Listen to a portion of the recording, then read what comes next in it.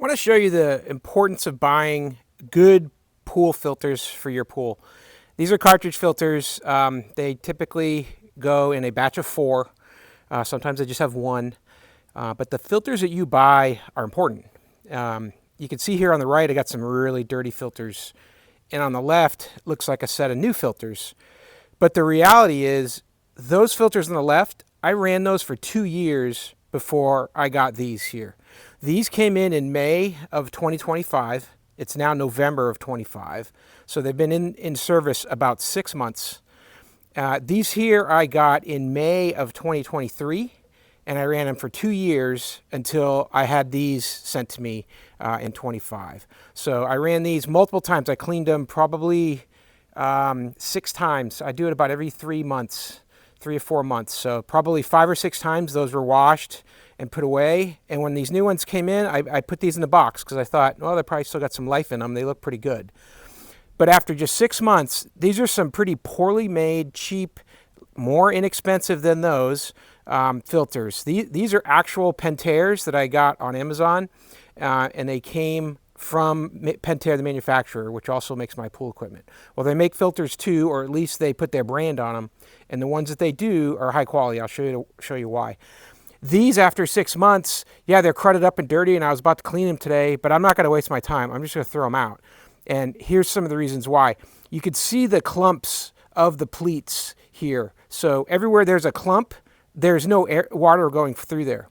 So all of that surface area of the filter is not being used, and that's why these got clogged up so quickly. These had been in place for 6 months during a time of the season when I only have to do it about every 6 months, but just the last few days, the filter started to go way high pressure. Because what's happening is all the water is having to go just through here, and through here, and through here, and nothing's going through all of this area here. So there's a lot of area in between, and if you look, there's a lot of white.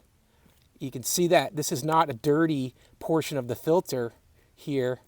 All that crud is in between these big clumps of pleats. And the reason why the pleats didn't stay where they're supposed to go is because these bands.